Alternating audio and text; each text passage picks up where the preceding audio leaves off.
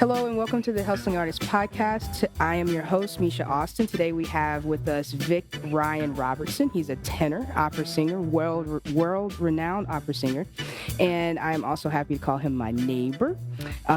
He is a native of Greenville, South Carolina, lived in Atlanta, Georgia for about 20 years, on and off between New York City and Atlanta for about 20 years, and he is an opera singer trying to make it in the musical theater world, or to transition into the musical theater world, and we will be speaking with him tonight, and we will be getting to know him. Hi, Vic. How you doing? What's up? Not much. Thank you so much for being here Anytime. and taking your time. The first question, I know you said I can ask you anything. Anything. Tell me a little bit about what you do. Let's get into that a little bit. So we were talking earlier about most people don't understand what it is to be an opera singer. So I am a tenor and I sing generally bel canto, which means beautiful singing, Italian rep. I sing a lot of French also, but mainly my main role that I do a lot is Barbara Seville, Il Barbiere di Siviglia. Mm-hmm. And if you're lucky enough to be pigeonholed in opera, that's a good thing. Like a lot of people don't want to be pigeonholed, but it's hard to get things going in the opera world. So if you can be, that's great. And that's exactly what happened with me with that role in particular. My agent called me up randomly one day in 2006 and said, do you think you can do that role? And I had no idea if I could do it. I knew it was really difficult because singing Rossini, singing Barbara Seville is different from your average opera because there's so many melismas, coloratura, and your voice has got to be really agile. Mm-hmm. And so I knew my voice felt agile, but I didn't know if I could pull that off. And I just said, yeah. And he goes, listen, you cannot be ambivalent about this. You have to be able to do it. And I had no idea, but I just said, screw it. And yeah. Did it and killed it. I killed it. I mean, I had to. I was frightened. Mm-hmm. Fear is like the best. Yeah. Well, teacher. What were you doing before that gig came along? So I trained at Georgia State University for 2 years. And to be an opera singer, you've got to go through like a resident artist training program. Almost you have to go through residency like a doctor. Mm-hmm. So you got to go, pretty much it's free labor for a company. Mm-hmm. So there's some really good ones in the States. But I was such a baby. I mean, I had just finished. I'd come off from a tennis scholarship playing and I was just burnt out. And I said, I want to be a singer. Mm-hmm. So to make that transition was really rough. And I was already behind. I was way behind these guys who had already been through college, 4 years of singing in vocal institutions, and then going into a master's program, and then getting into a resident artist training program. I did none of those. Sure. So when I joined Georgia State, I was really, really, really green. I see. So after 2 years, my teacher said, I think you are good enough to get into a resident artist training program. I didn't believe her. I said, man, that seems like I should be doing this for a few more years, right? But we got really fortunate and lucky, and I got into the oldest resident artist training program in America at Tri-Cities Opera in upstate New York, under Peyton Hibbett and Carmen Savoca. Mm-hmm. They put out amazing talent: Marietta Simpson, Ricky Leach, Jake Gardner, Cynthia Clary. I mean, these are legends in the opera world. And somehow I got in. Wow. Well, congratulations. I don't know how. And it was a rough go the first year because I was up against, I shouldn't say against, but my colleagues at the time were Juilliard grads, Eastman grads, Manhattan School of Music. I mean, I didn't even have an undergraduate degree. And here I am with those guys, and they're killing it. And somehow Peyton took me under his wing, taught me how to open up a score, really break down a score, and learn a score. And so you learned that all on the job, basically. On the job and under his tutelage. It wasn't like I was getting paid. So yeah, sure, yeah. And I always felt very insecure that I had to catch up with those guys, which I did. I mean, there was no doubt about that. And that helped me, because after 2 years in that program, I basically had caught up with those guys. And I studied day and night, night and day. It was, and they didn't have to do that. I mean, all they had to do was, learn audition rep and keep their voice well enough and try to learn a new role. But I was literally just playing catch up the whole time. So. Well, that's pretty amazing. I I have a similar experience. I'm a late bloomer to music. So I was doing the whole law thing, and then I decided that I was going to go back. What kind of law? It was just general law. Okay. Because I didn't get to, I was in pre-law actually, so I never got to get to that next step. Instead, I went back to do the undergrad in music, percussion performance. And I felt the same way. A late bloomer trying to catch insecure up. The whole way. Insecure the whole way. Probably insecure all the way through, the first part of my doctorate, because you're always feeling like, which is hard to believe at that stage of the game, but it is what it is. Well, when you make the transition from Georgia to New York City, yeah, a huge transition. It's a whole nother ball game of work ethic that you have to try to match, right? And try to surpass, because you obviously feel like you're behind. That's a great thing, though. It felt so debilitating at the time. I felt so insecure, as I'm sure you can attest to. It's just, I was like, man, who am I kidding? Like, I just felt exposed constantly. And that served me so well. And now when I don't feel that pressure, that freaks me out. Like, I want to feel that kind of insecurity. Yeah. You got to stay sharp. Yeah. Make you stay sharp. Yeah. So how do you even get into opera in Greenville, South Carolina? How's that even a possibility for you? Well, I moved to Atlanta because I was in a rock band. And okay, so this is interesting. I joined with a guy named Eddie Wright and Kamal. And Kamal was from Arrested Development, and he just finished with those guys playing bass with them. And so he and another gentleman from Arrested Development, I can't say his name legally, I believe, but we wanted to start a band. And because Arrested Development had just defunct, but they still had a contract with Chrysalis. I think it's Chrysalis Records, or anyways, but they how they were trying to do it and start a new band. It was under contract, so we started a new group called Kunta, and we killed it. And it was off. We wrote like an album. We had an album's work, but I felt so insecure with those guys because I was just a singer then, no training, and these guys. Come on, Kamal has been all over the world with those guys, and gosh, who's the DJ? Who's their main DJ? Headliner. That's his name? Headliner, yes. Headliner come out. We're all wanting to start a new band. Okay. So you, Headliner, and Kamal and Eddie Wright. Eddie Wright starting a band. And so, and Eddie's a monster of a musician and guitar player. So we did this great album. Anyway, so I thought I needed to, improve my voice. And so we were doing an acoustic set at San Francisco Coffee down in Virginia Highlands, and a professor of music at Georgia State overheard, she was sitting and said, listen, after the show, she goes, you need to, do you want to study voice? And I was like, well, I'd love to, but I'm broke. I don't know, how am I going to do that? And she's like, I think I could get you some money, but you have the qualities that could be in musical theater, opera. And I was like, I'm not doing that. Wow. I'm not going to do that. How old were you at this time? 24. Wow. And I said, I was flattered, but in my brain, I wanted to be a pop star. I didn't want to think about entertaining doing Broadway or opera. So we exchanged numbers. I called her because I was really hungry to improve my range as a singer. And she knew something I didn't, because I took to that music. She gave me a book of 24 Italian arias. Songs, art songs. And I just fell in love with it. And literally within 6 months, I was like, oh, I'm converted. I want to look at the idea of possibly trying to be a trained classical singer. Right. And I couldn't believe I was even saying that. But the study of classical music is really similar to tennis. It's solitary. I understand what it means to be it's all on you. You can't depend on a team, Mm-hmm. and it's all about you Mm-hmm. improving by Sure. yourself.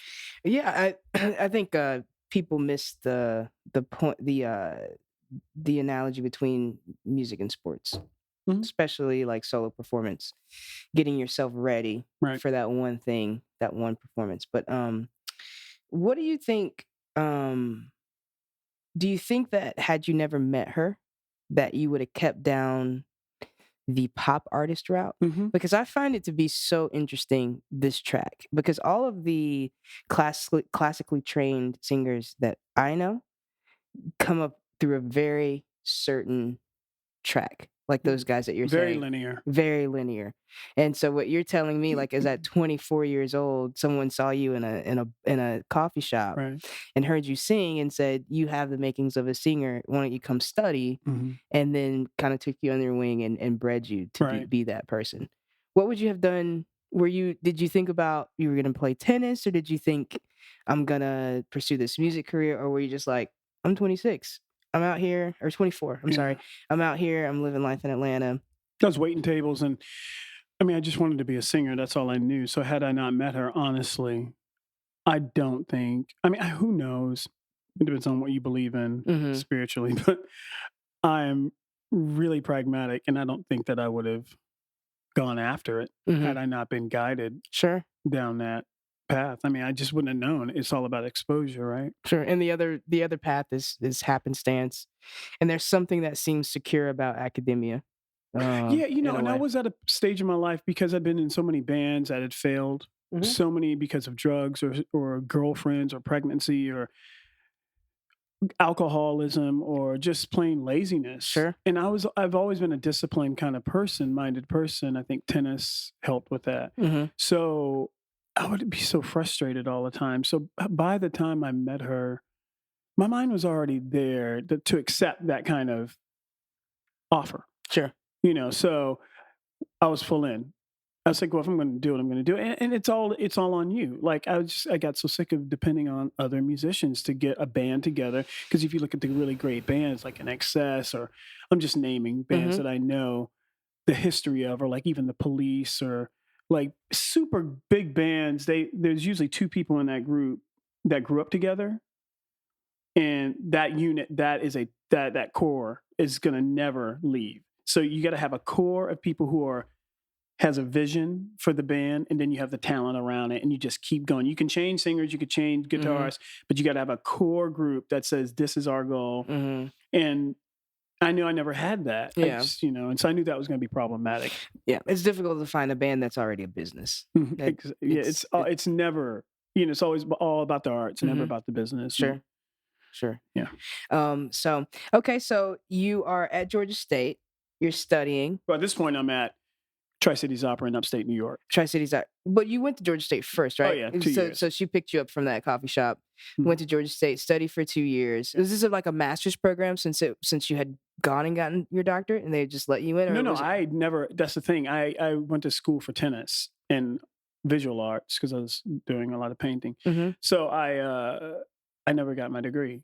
Oh. So I was just going to get my degree in voice. Gotcha. Okay, so you got to Georgia State, Yeah. finished up your degree in voice, went up to upstate New York studying. Right. Tell me about some of those experiences where, because I find it really intriguing that after 2 years of study, it means that you have natural talent. By the way, It does now, looking back on it. Yeah. But after 2 years of study, that you could get into this world of competing with, these guys that have been in all these, Competitions and just right, juries, all this stuff for years. reputable schoolings, teachers, Yeah. apprenticeships, and then you're in there and you're singing and you're catching everything as it comes at you. And tell me about those experiences as a human being Oh my with that God. insecurity. Just to, like, talk to any artist out there, because we're all insecure. That's a phenomenal question, and people don't really ask those kind of questions. And that I remember, I remember the first day of orientation, Mhm. and my soon mentor who I just met at this point, and he was getting me prepared for the orientation. He knew my limitations, Mm-hmm. but he goes, "I trust you. Just trust. Just stick with it. And you've got to sing a song for everyone in the company. I'm talking everyone, not just the singers. That's so hard to sing for singers Mm-hmm. in front of them, but for the staff, for people come in and listen. It's radiovised for the region." Mm-hmm. And I've only done that a few times in my life. Yeah. Now these kids have been doing this for years, possibly since they were 10. Wow. It was the most embarrassing thing ever because he gave me the simplest classical warm-up song. Mm-hmm. Like I think it was Per la Gloria, like Per la Gloria da. I mean, it was the most simple. He goes, just don't mess that up. And I bombed. Mm-hmm. It was horrendous. It was so bad. And I could see the singers look when they know you're looking in their general direction, so they can't make Eye contact. but then they just look off like, what what is this? Yeah. And But how did he get here? yeah, why? And why Yeah. is he even remotely in this zip code? Mm-hmm. So somehow, I mean, I from what I've heard, the staff attacked Peyton and said, "What? Why is he here? What are you doing? Like, you cannot polish a turd. What the hell are you doing?" Mm-hmm. And he goes, "Trust me." He's 85 years old at this point. He hasn't approved. He's already made all these other singers famous. So he goes, "Just trust me." And they're like, "You're crazy. Mm-hmm. You're insane." So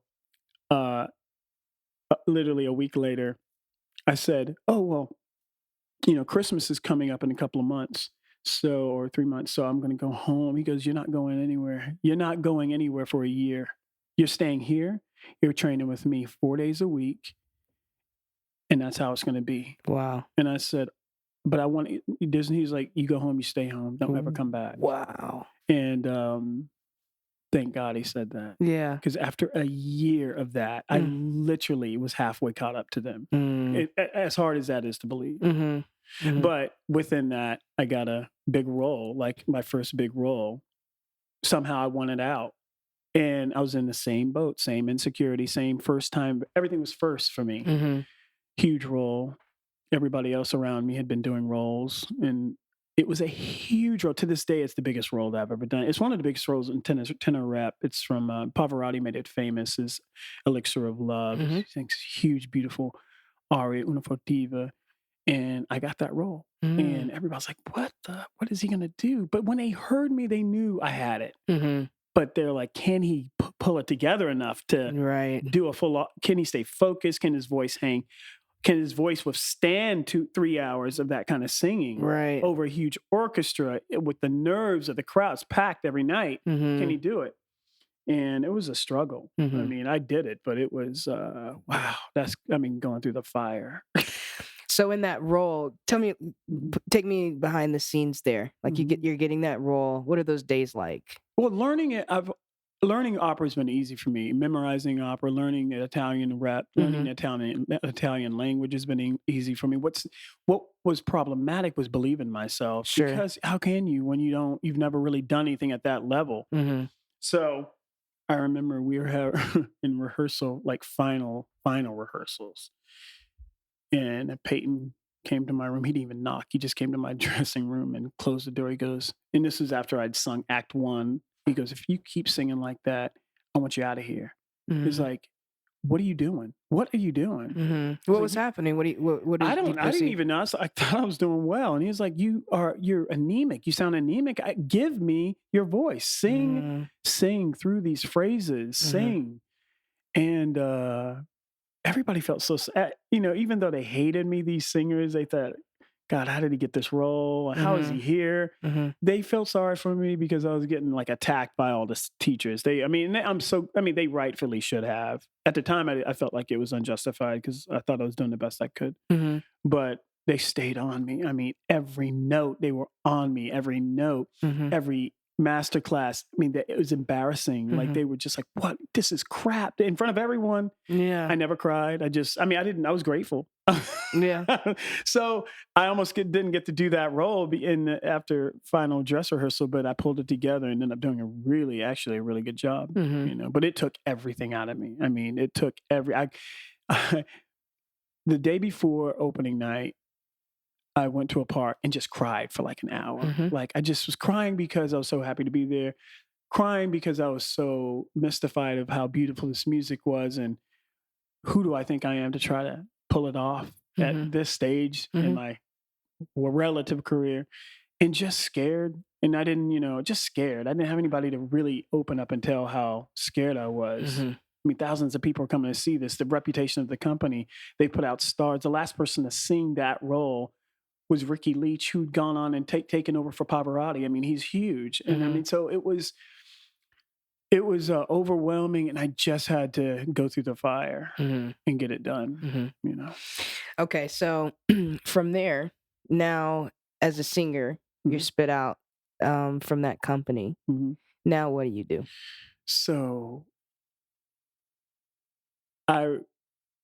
because I didn't crack under pressure, a colleague of mine who was out singing all over the world, he was from that program, and he would come in and do some roles to help him out. And I mean, he's a good name in the industry.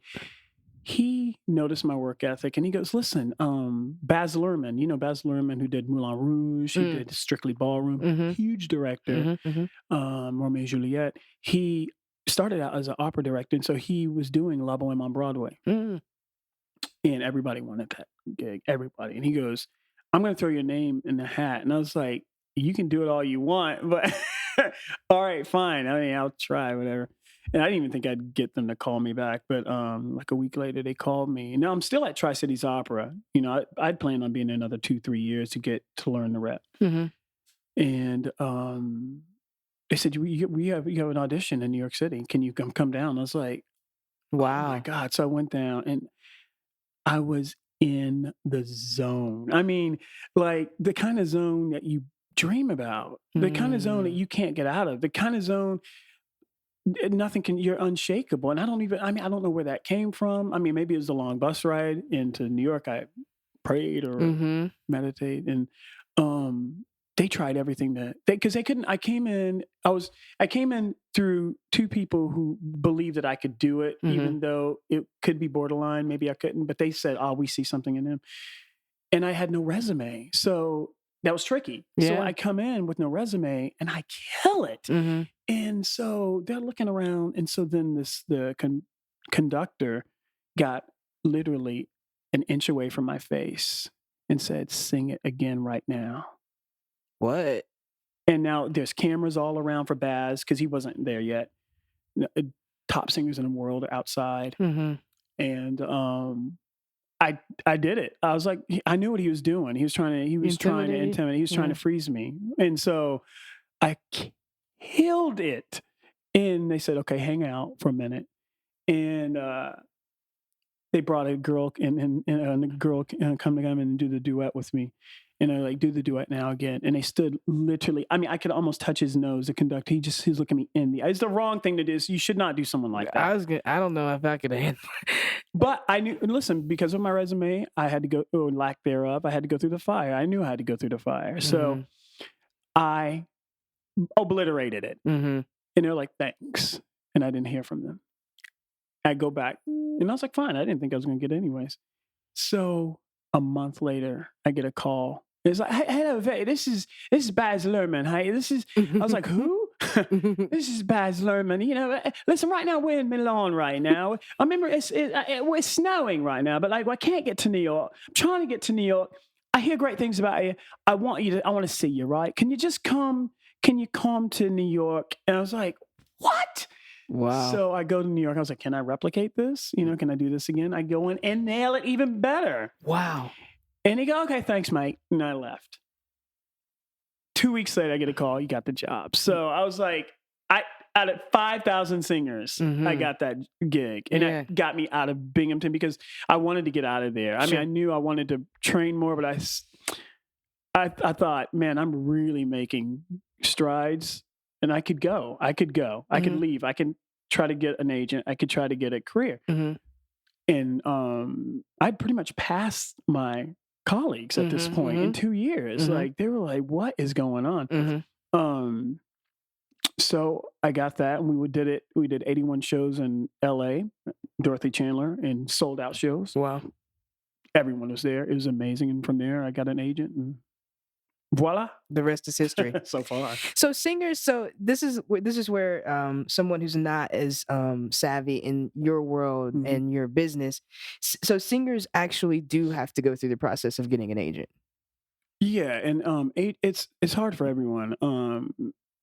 Opera in particular, because I mean, there's so many ways you can get one. There's so many ways you can't get one. I mean, it's just like, young artist programs are great for agents. They'll come and listen to you do a role at the end. They're like, he's young. I think he has what it takes. Or you win a competition. But for me, I just got a huge role without an agent. You know, a huge role. That was through word of mouth. Through word of mouth. Right. And I was the only one on stage again with world-class singers.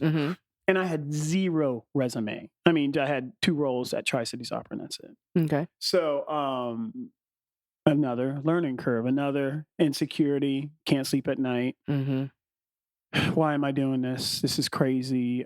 What have I got myself into while I'm doing this role? I mean, it's just by fire, you know. So from that role, take me to your next, through some of your next experiences. Coincidentally, flying home, last day in LA, I sit down on the airplane, and next to me is this really interesting dude. I'm like, right next to me on the plane. And I crack open my music and look at it, and he goes, "Are you a singer?" And I was like, "Yeah." He's like, "What kind of singer?" And I was like, "I'm an opera singer." He goes, "So am I." Wow. It was Kenneth Gale. Kenneth Gale was one of the 3 Mo tenors. And 3 Mo tenors had become wildly successful in 2001 through 2005. A spinoff from the 3 tenors, Pavarotti, Domingo, Carreras. But they can sing everything. They can sing soul, they can sing gospel, they can sing R&B, and kill opera. So I knew about them. I was like, that is platinum great, amazing. And here I am, coincidentally, sitting next to him, going back to New York on a flight. And he goes, "Why don't you audition?" And I was like, he's like, "I think we're going to need a tenor." Really? And I was like, "Are you serious?" It's serendipitous. So I go back home. I was like, "This is crap. I'm not doing this. Is too much. I can't get in that group. They're just too great." And so a soprano friend of mine said, "You better do this." And so I went to New York City. Yet again, I had one of those auditions where I could not do wrong. And I was in a zone, and I literally got hired that day. And I was thinking, this is just crazy. This is really crazy. So I did 3 Mo tenors for about 8 years. Cool. You know? So, and then you traveled with them. You did all over the world. All over the world. Tell me some of your favorite places that you've been. Moscow. Edinburgh Festival was amazing. We did. We did Soul Train Music Awards. We did. But meanwhile, while I was doing that, I was doing opera roles too. So it was like I'd do a concert with 3 Mo, and I'd do an opera, and so it was kind of good the way it was weaving in and out of my opera career while I was getting a name. Great. So you mentioned, I think before we started recording, that most opera singers can't do both. They can't do the R&B, the gospel thing, but it's something that you're really interested in and something that you've always been able to do. Right. So do you think that this experience with this group gave you that range? Oh my God, yeah, because that's what they do. That's what their calling card was. So I did things like I did the jazz element, and I did a Chick Corea piece by Al Jarreau made it famous, Spain. And so I did that, and then I did La Boheme aria, and then I did we did a gospel piece, and we did an old Negro spiritual piece, and Mm-hmm. we did some Broadway, Mm-hmm. and we did the show as a showcase, and it worked. I mean, it was just so much fun. It was so intimidating to do that, to start that process, because you literally are like an Olympic athlete. You got to start. You're singing the hardest stuff all night for 3 hours, Mm-hmm. like nonstop. And it's not like opera where, okay, the soprano can sing for an hour or the chorus. Mm-hmm. It's you and two other guys. Mm-hmm. So you're either backing up or you're singing your lead. So, You got to be in shape. oh my God. And that teaching that I got from Tri-Cities Opera was phenomenal. It wasn't me, it was him. He taught me. Can you talk to any young artists out there that talk to them about how much work it takes to get into shape and stay into shape? I mean, you can speak to it on the terms of tennis because, it's a very similar process, but like that process of like, this is how hard you need to work. Like, I think that we're hearing it, that you were at Tri-Cities for a year and you were day and night and training, but I don't think people really understand the cognitive commitment that you make to yourself when you are practicing and honing in your craft like 4 or 5 or 7 or 8, 10 hours a day. Can you just speak to those young artists out there about how important that work is and what that begets you in the end, the realistic result of putting in that work? Well, yeah, it's singing. It's not like being a pianist. Like a pianist, you can't practice enough. Singing, you can only sing so much. You can only practice. Your vocal cords will they'll die. So you got to be really smart and efficient. And it's so unglamorous. Like every day, or now I'm to the point where it's every other day because I know my voice really well. You got to practice when you don't feel good, you get up feeling like crap. You feel like you can't contribute to this industry. You feel like you've hit a plateau. You feel like you can't grow vocally, artistically. You feel like, all these insecurities, you're a human. It's different for everyone, but we all have the same baggage, basically. And you have to be disciplined and say, no matter what, I'm going to maintain a certain standard. How are you moving through that? Because, so many of us are incapacitated by our insecurities and we can't get through them. So I definitely was. So what I did, I knew early on that I had talent. So I said, okay, everybody has talent at a certain level. Everybody's going to have mad talent. And everybody can do it. Yeah. So, okay. So that's, I got to put that aside because that's given, hopefully. What's not given is the mental game. So I started doing a lot of research on sports psychology. And I really, really went into it. I dove into it, and I still do. And I can't get away from it. I can't be away from it for more than 2 months. I got to go back to it because it is a muscle. So you have to train it to, what are your expectations? What are your limitations? And what are as long as you have goals, like just a little inch at a time, 10% at a time to get better, then you're never really going to disappoint yourself as long as you're working towards that. It's really working towards the goal. That is the journey. That's the best part. So, if you just think, I want to be famous or I just want to be successful, then that's just going to be your downfall. Frustrating. Yeah. Because that's ridiculous. Yeah. You got to keep this, you've got to train, and you got to put in the time, the effort, and it has to be a muscle memory. You have to do it every day or every other day, or just get out of the industry. My mentor would say, when we had like master classes, he would just make singers cry. Like they would just walk out or cry. He goes, if you sing like that, then fucking be a plumber. Not to put down plumbers, that's a great industry. I'm just saying, do something else. Don't sing. Right. If you know how hard this is, he's like, why are you wasting your youth? He would say that. He'd say that to their face. Why are you wasting your youth? He's like, don't waste your youth doing it. Do something that you could really do, because this is an unforgiving business. And the thing is, I think so I went to Tri-Cities Opera with 14 other colleagues from the top. And so I didn't even have undergraduate degree. Mm-hmm. They all had masters. None of them are singing now. None of them. I'm the only one that made a career. And I think what's important in that, it's not about me and my ego. What's important to really know, it's about grit, and it's about, it is good to be the under. It's good to feel very insecure. It's good to feel like you have to catch up. It's these singers, by the time they got to Tri-Cities Opera and they'd been top in their class and they're Comfortable.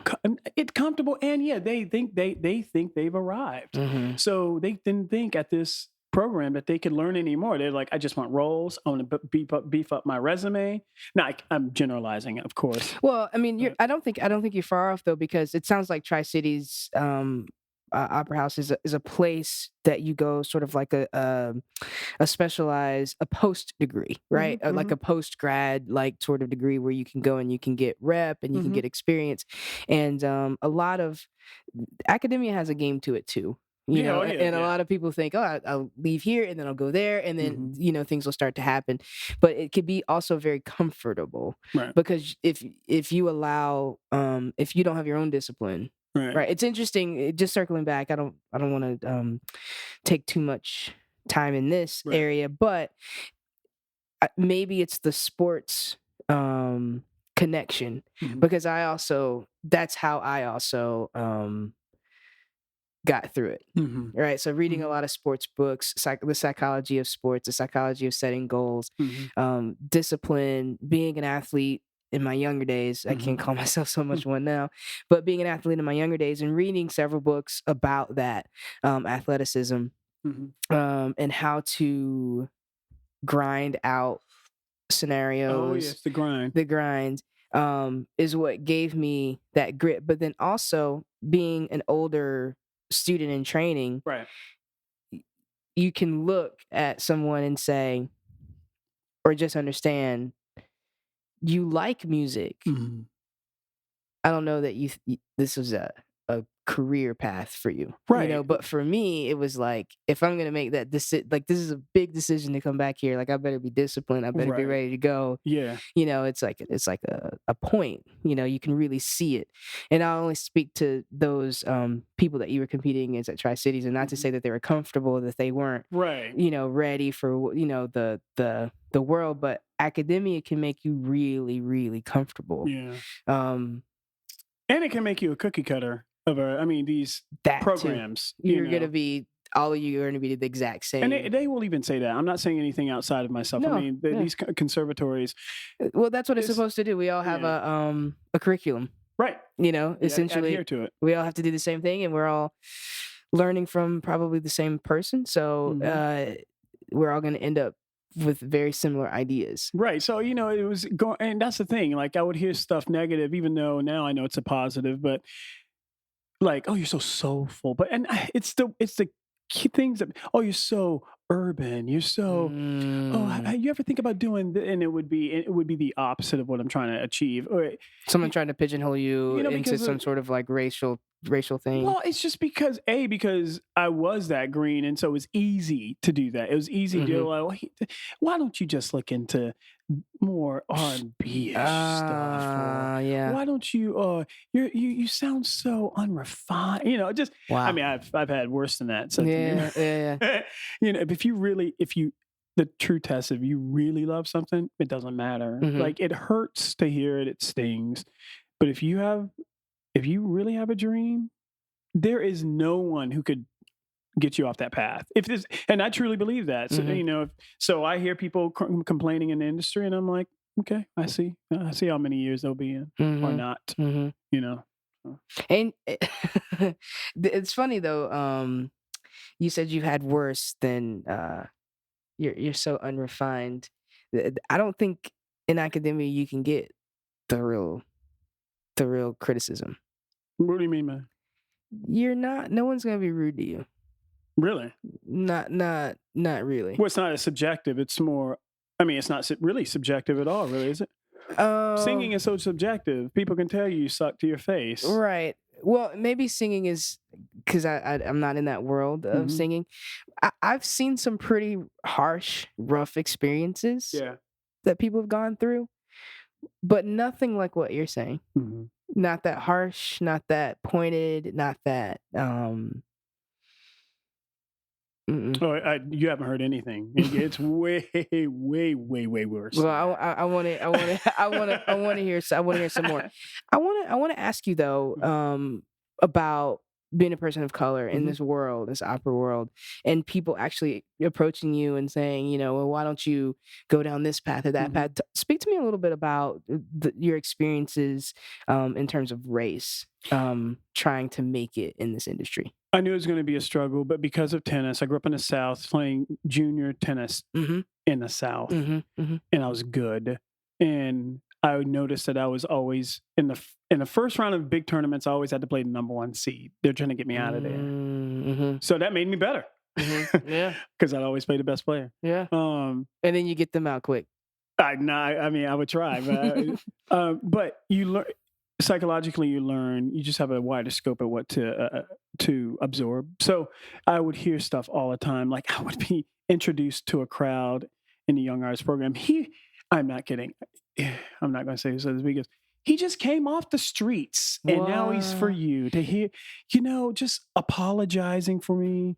Um, just they'd never seen anything like me. I mean, it's not like I had dreads or anything. Like that would Yeah. be, I'd used to have dreads, but it's not like I had them while I was doing that. So, or I had tattoos everywhere. Mm-hmm. Mm-hmm. I was dressed in FUBU. I love FUBU, but I was not like I was dressed in FUBU, Mm-hmm. like stuff that you can easily Easily pinpoint, easily stereotype. So it was Right. just, so I said, if I can get through this, I can get through anything. And it was so embarrassing at times Mm-hmm. to hear that. And now all those people, like literally those people that I remember every negative comment. The things they say now, they're like, I knew you could do it. Oh, I knew you could do it. And some of them even say, I'll be honest, we threw everything at you. We really want you out of there. We wanted you out of there. We did not think you belonged there. And you absolutely proved us all wrong. And not only wrong, but very wrong. Mm-hmm. And some have apologized.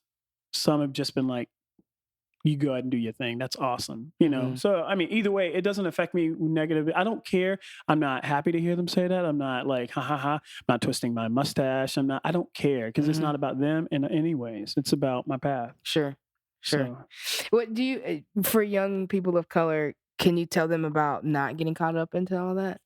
well, I was a little older when I got into the game of opera, so that helped. I mean, I was a little more Yeah. mature as a Yeah. human. Yeah. So I noticed a lot of younger colleagues, sopranos arguing with each other over roles and Mm. nitpicking and scratching and making life a lot harder for themselves and for everyone else around them.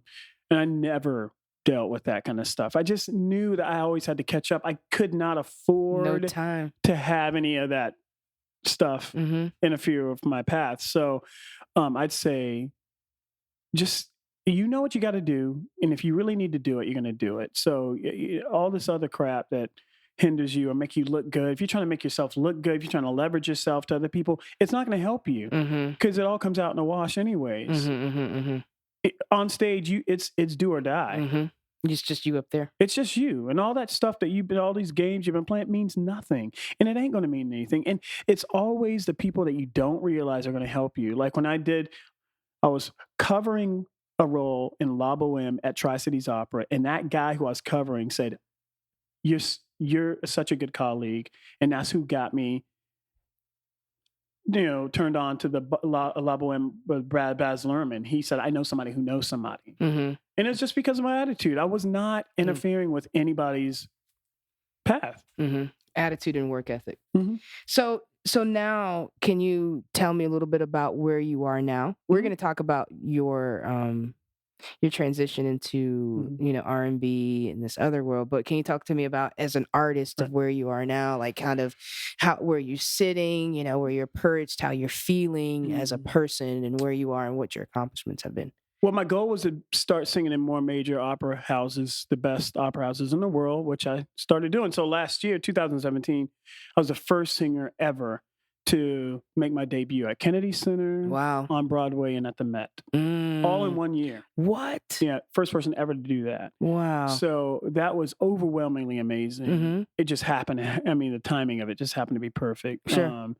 And did them all successfully. So We did. Terrence Blanchard is the world-class trumpet player, and he wrote a phenomenal opera. I mean, he was trained in composition, so he the whole opera world went crazy over Champion. He wrote Champion, and it killed. And so I'm one of the leads in that, and so we killed it at Kennedy Center, and then I went straight to do Phantom of the Opera on Broadway, and that was a very good experience. And then I did Merry Widow at the Met. So 1, 2, 3, 1, 2, 3, boom! Wow. So it's been a great year. Okay.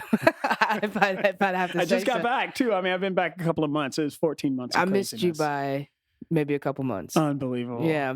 Okay. So now, so since you're accomplishing goals, I know you have new goals. Tell me about them. Well, I really want to just keep doing what I'm doing. Yeah, I mean, sure. Like, doesn't everybody? Like, you never want to stop doing that. I want unique experiences like that. Terrence Blanchard was a great experience. I did an opera with Carly Simon called Romulus Hunt. She wrote a great opera, and that album will be released soon. And I just want unique experiences. You can only do so many La Bohèmes. You could only do so many Traviatas. You can do everybody's done that in the industry. Like, it's not inventing the wheel. You're singing the same rep that people sung for 100 years. So I want to do new pieces, and I think the English rep seems to be my forte now. So that seems to be people are writing crossover music that has jazz elements, heavy classical, some R&B elements. I mean, they're beautiful. Like, Yeah. Okay. Now, when you come back up to New York City in a couple of weeks, I know you're going to come visit me. Right. Of course. You're going to come visit me. And I want you to take me around to all these places that, you've said that you've been. But I think one of the most incredible things about what you've spoken about tonight, which a lot of artists don't speak about, is the real insecurity that you faced, and the fact that you just were thrown in a fire constantly, like just kind of sat there. Like, I don't know. The first time I was like, okay, maybe this is just an anomaly. It's unusual. Second or third time, I was like, why am I keeping thrown? And it happened like for 5 years in a row in just the top level places. I was like, how is this happening and why? I'm going to get called out soon. They're going to figure it out. They're going to figure it out. And they're going to call everybody and be like, don't ever hire me. Don't hire that guy. That guy's not somebody you want to hire. Right. But no, I think that if there's one thing that I have been lucky enough to learn is that a lot of people that I know that I went to school with aren't doing anything with their art either. But the people who are the ones that were tough, they had thick skin, and they had like incredible work ethic. Like if you want to find me at 6 a.m., I'm going to be in a practice room. You can always find me there. Yeah. Or that's just how our world works. But and that's really how I've gotten gigs. I couldn't even sing before noon. I don't know how the hell you getting up so early. Dude. What the? There's not enough hours in the day. No doubt. There's not enough hours in the day. You have to get up early. If you're trying to do several, like get a doctorate, write a dissertation, and hone in your skills, and try to catch up with the students who have been studying with the leading percussionists all around the world, like you really have to kind of to grit and bear it for a little bit until you feel that confidence to just stand in that space. So do you think you might have any other aspirations to do, like work with bands or do more stuff like that, or are you just more like I'm strictly opera? No, strictly. Okay.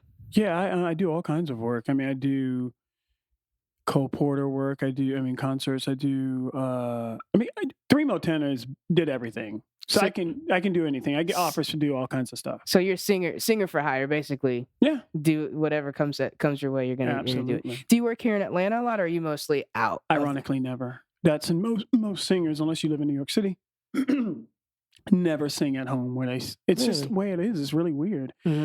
So, but I was just offered the role of my God, famous jazz musician Coltrane. There's an opera written about Coltrane. I didn't know that. And Atlanta Opera just offered it to me, which is a huge role, and it'll be this fall. But it conflicted with Sarasota Opera by 2 weeks, and they wouldn't budge. Not even 2 weeks, a week. It like overlapped. Oh, they So wouldn't budge? they wouldn't let me fly back and forth, and so I Yeah. had to say no to it. So that's the only time that I got offered something in Atlanta. You know. Mm-hmm. Well, I am so happy that I actually got a chance to sit down and talk with you. Oh my God, yeah, it's been amazing to speak with you, because to let the world know, I never knew much about your art career, because it's not here in Atlanta. Right. And every time we ever hung out, it was on a tennis court or at the Right. pool, Right, that's so true. It was there was never anything like that. And it was just always just hanging out. It's funny that we've never even had these conversations, because I could have come to you about all my insecurities. Insane.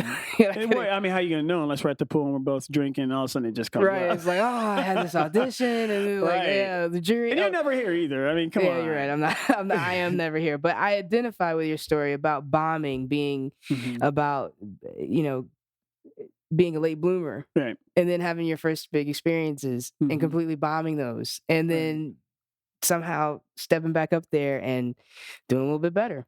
But there's ways you can bomb, and my teacher said this. Not to belabor the point, but there's ways you can bomb. My teacher said if you're gonna bomb, like he was big on not bombing to where you don't come back. He's like, you can bomb and not return.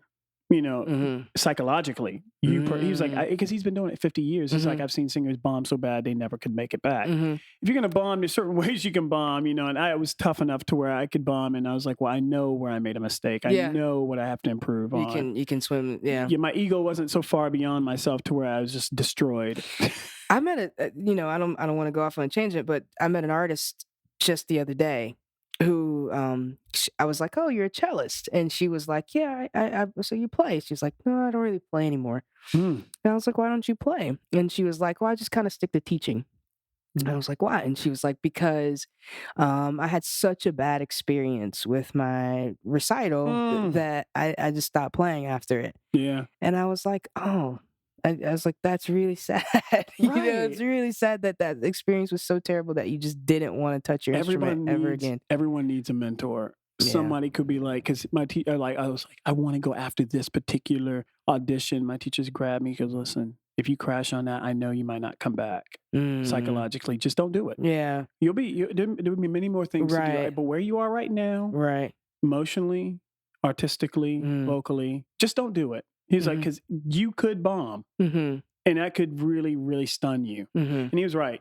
So you need people to tell you that. Yeah. And you need to be able to receive that information and be like, okay. And I hope that this is what this podcast does for people, where you can listen to these and that you can hear people's stories, and you can take a nugget from there and say, if I'm not getting what I need where I am, then I could at least find inspiration in someone's story to either keep going or to have the confidence to say, you know what, I need to make some decisions in my life, Right. Whether it's I need to go to school or I need to put myself in some sort of fire. I can handle the fire, which we all need the bronzing, like we all need to get that tough exterior to really be able to absolutely to do it, because the wolves are coming at you. But they say the saying, they go, many are called, but few are chosen. Right. It's not for everyone, and you will find out along the way if it's not for you. Yeah. It's all, I mean, you can't quantify. I can't sit here on this podcast and say, Vic, what are all the things that you did that you can't quantify?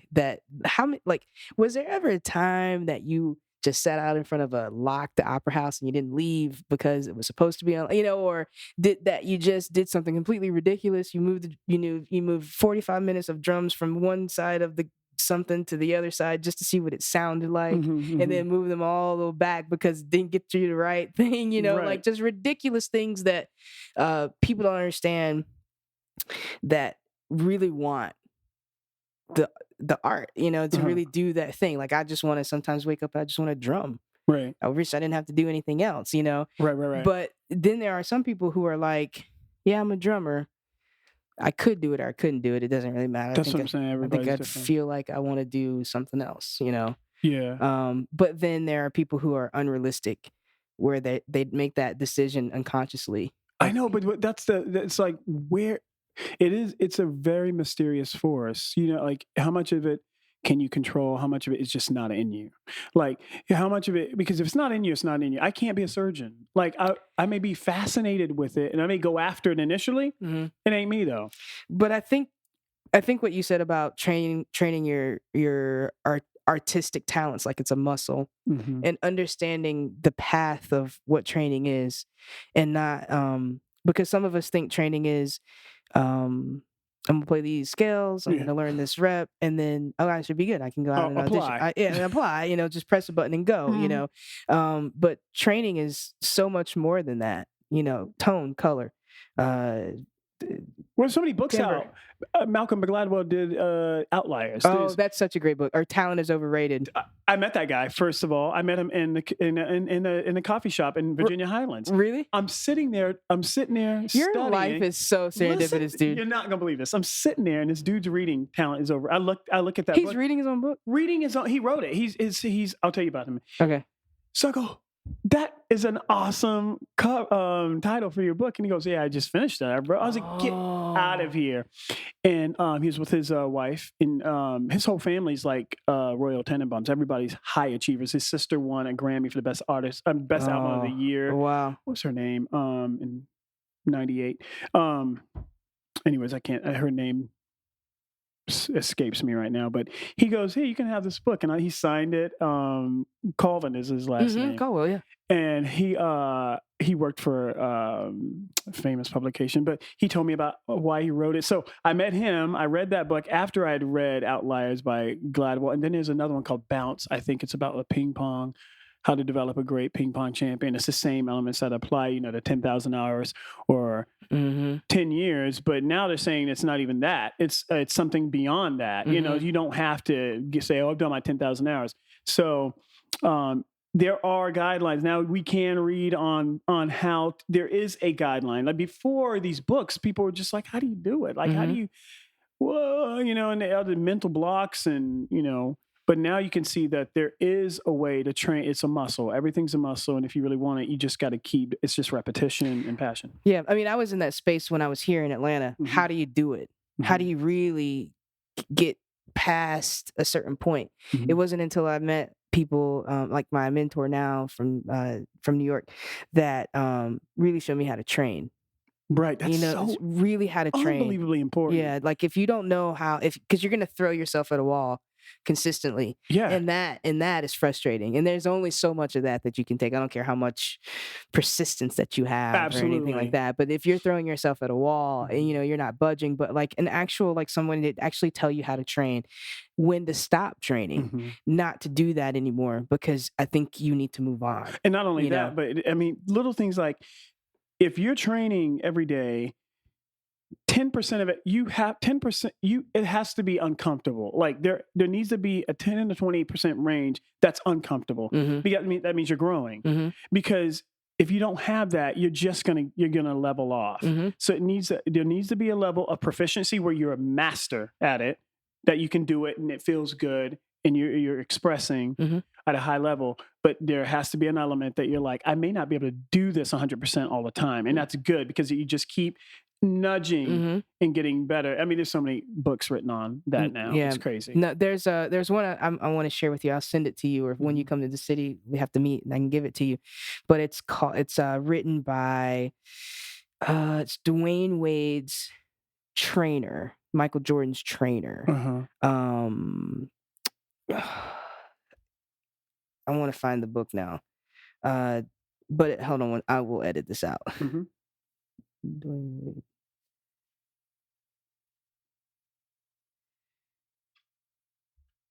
He you gotta train smart. Yeah, and you have to know what you're training for. That's the other thing too. So true. That was one of the really difficult things for me when I was here. Is like I was drumming. I was just training for anything.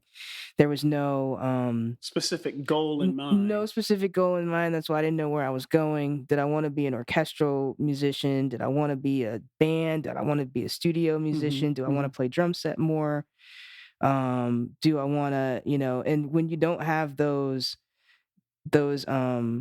those goals. It even gets more specific than that. Like I'll have practices all week where I'm like, I want to sing this one phrase within this 5-minute aria. I want to sing that one phrase better than anybody's ever sung that phrase. Mm-hmm. And I was like, that's my week, is making that phrase better. Mm-hmm. And as a result, the aria itself becomes way better, you know? Yeah, I agree with that. So the guy behind the success of Michael Jordan, Kobe Bryant, and Dwayne Wade, he has a book. It's called Relentless. Mm. And it's Tim Grover. It's Relentless from Good to Great to Unstoppable.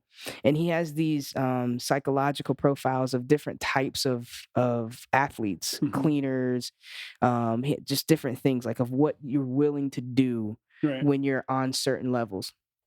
And he called Michael Jordan, Kobe Bryant, Dwayne Wade, relentless Mhm. in their approach. Like no one's going to get in the way of what you're talking about, of their goal, Mhm. which is to win more championships. There's nothing that could stop their hungry desire to do But it that. becomes at the end of near the end of their career, it becomes about those goals. But before that, they all say it's not even about winning anything. It's about overcoming you. The mastery of you. Yeah, Oh my gosh, that's so important, right? that's everything. That's everything. This